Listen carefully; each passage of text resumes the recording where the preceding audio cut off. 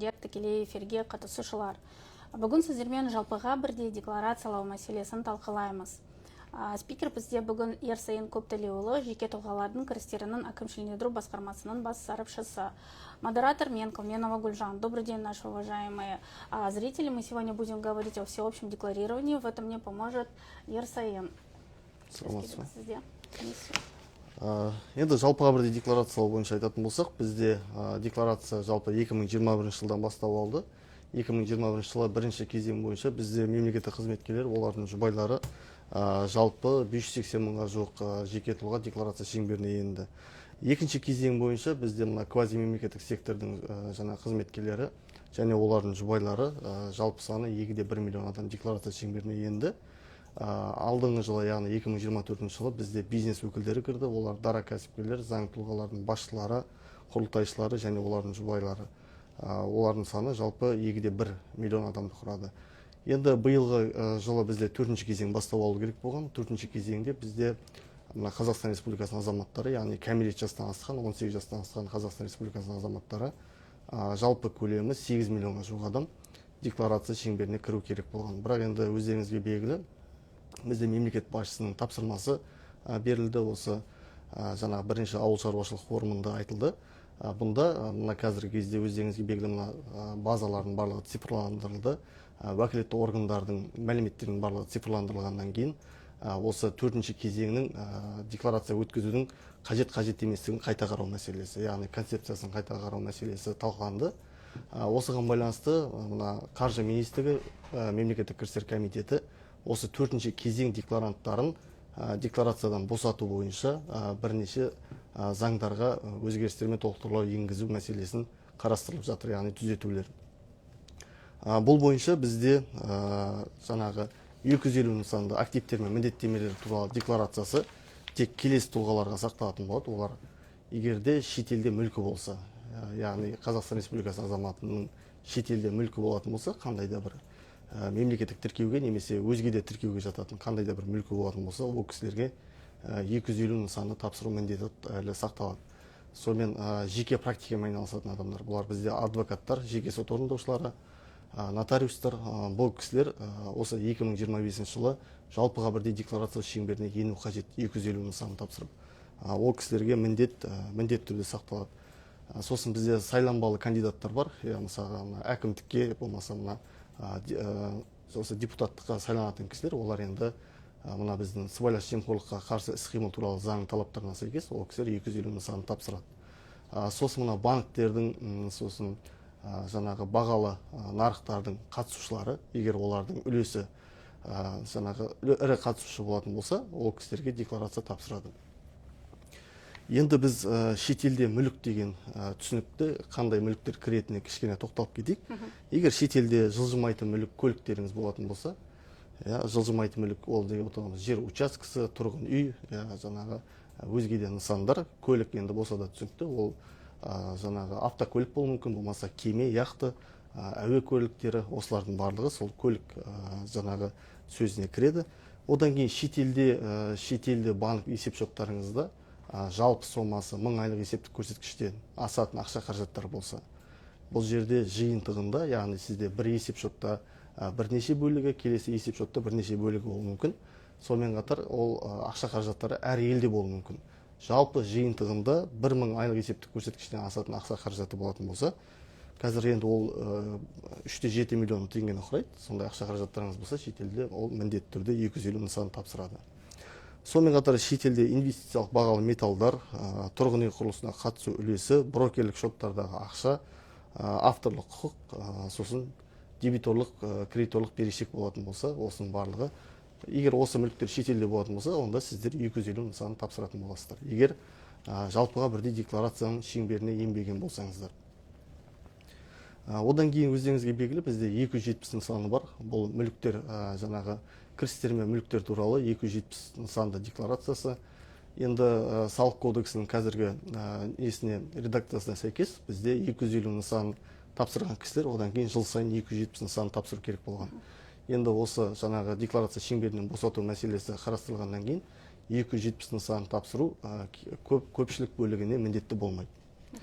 270 нысан міндетті түрде мемлекеттік қызметшілер және олардың жұбайлары, квази мемлекеттік сектордың басшылары және олардың жұбайларына олар сақталады.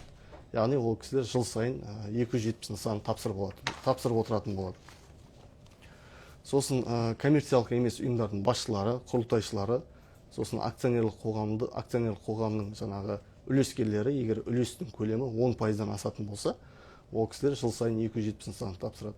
Жеке практикамен айналысатын адамдар, нотариустар, адвокаттар, жеке сот орындаушылары жыл сайын декларация табыс ететін болады. Сосын ерекше атап өтетін нәрсе, бұл жерде көп адамдар айтады, енді дара кәсіпкерлер тапсырады ма, тапсырмайды ма деген сияқты. Бұл жерде бізде егер дара кәсіпкердің шетелде мүлкі болмайтын болса, жаңа жоғарыда айтқандай шетелде мүліктері болмайтын болса, дара кәсіпкерлер жыл сайынғы декларация тапсырудан босатылады. Алайда жаңа заң тұлғалардың басшылары, құрылтайшылары, олар жыл сайын декларация тапсыратын болады. Сосын бізде ерекше атап өтетін нәрсе, бұл бір жыл көлемінде егер 20 мың айлық есептік көрсеткіштен асатын мүлік алған жағдайда, ол кісілерге 270 нысанын тапсыруға міндеті болады. Мысалға деп айтайық, сізде 2025 жылы жалпы құны 80 миллионға татитын бір мүлікті сатып алдыңыз. Демек, сіз 2026 жылы 270 нысанын тапсырасыз, және сатып алған мүліктің бағасын және сол ақша қаражаттарының жаңағы шығу тарихын, яғни ол ақша шығынның табысты растайды, яғни қандай кірісіне алғандығын растайды. Бұл 270 нысанына байланысты. Енді бұл ерекше атап өту керек, бұл әлі де бізде енді қаралып жатқан нәрсе, қазіргі таңда бұл мемлекеттік органдармен келісілді. Енді алдағы уақытта бұл Қазақстан Республикасының парламентінің мәжілісінде қаралатын болады. Егер күшіне енетін болса, жаңағы 250-270 жоғарыда аталған кісілерге ғана тапсыру міндеті туындайды. Ал азаматтардың қалған бөліктері, ол егер мемлекеттік қызметкер болмаса, шетелде мүлкі болмаса, заң тұлғаның басшысы, құрылтайшысы болмаса, жаңағы декларация тапсыру міндеті туындамайды. Менде қысқаша осы, егер сұрақтар болса. Рахмет. Енді осы өзекті мәселе бойынша болғандықтан соң көп сұрақтар бізге түседі. Біріншіден, мысалы, банктерден алынған несиелерді декларацияда көрсетуге қажет пе? Жоқ, ол банкпен бізде банктермен, екінші деңгейлі банктермен мәліметтер алынатын болғандықтан оны көрсету қажеттілігі жоқ. Оны біз бұрыннан да айтып келе жатырмыз.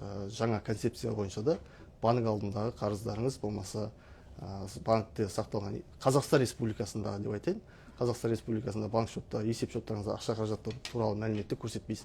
Ал егер шетелдегі банк шоттарында болса, оны міндетті түрде көрсетесіз. Енді бізге осындай сұрақтар түседі. Мысалы, осы 2024 жылда ИП ашып едім. 250 немесе 270 нысана декларация тапсыру қажет пе? 2024 жылы ашқан болса, бізде қалай? 2024 жылдың бірінші қаңтарындағы жағдай бойынша егер ол дара кәсіпкер ретінде тіркелген болса, ол кісі ана жылы үшінші кезеңмен кіру керек еді декларацияға. Енді үшінші кезеңмен кірмегеніне қарағанда, ол кісі 2024-дің бірінші қаңтарынан кейін ашқан. Енді қазіргі қолданыстағы салық заңнамасына, салық кодексіне сәйкес бұл кісіде міндет туындайды. Дегенмен де жаңа концепцияға сәйкес, егер бұл кісіде шетелде мүлік болмаса, содан кейін жаңағы жеке практикамен айналысатын тұлға болмаса, бұл кісіге декларация тапсыру міндеті жоқ. Рахмет. Қандай бізде? Көп балалы ата-аналарға жеке табыс жеңілдетіп жатыр, бірақ 270 форма тапсырмаймыз ба? Осындай сұрақ келіп түсті. Бұл енді жаңағы вычетке байланысты, шегерімге байланысты қойылған сұрақ болса керек. Егер де жаңағы көп балалы жаңағы өзінің шегерімі бар, оны жұмыс берушіге бұл кісі береді, және оны кейін 270 нысанында тапсырып, тиісті құжаттарды тіркеп растайды. Декларацияда басқа мүлік деген бөлімінде қандай мүлік көрсетуге керек? Өзге де мүлік дегеніміз бұл енді бізде өзі мүлік мемлекеттік тіркеуге жататын мүліктер болады. Мемлекеттік тіркеуге жатқан мүліктерді көрсету қажеттілігі жоқ декларацияда, бірақ өзге де мүліктер түрі бар. Оның бағасы өте құнды болуы мүмкін. Өзге де мүлік деп отырғанымыз сол. Егер де оның бірлік құны 1000 айлық есептік көрсеткіштен асатын болса, кейін оны сатып, бір қандай да бір бағалы мүлік алу мүмкіндігі бар.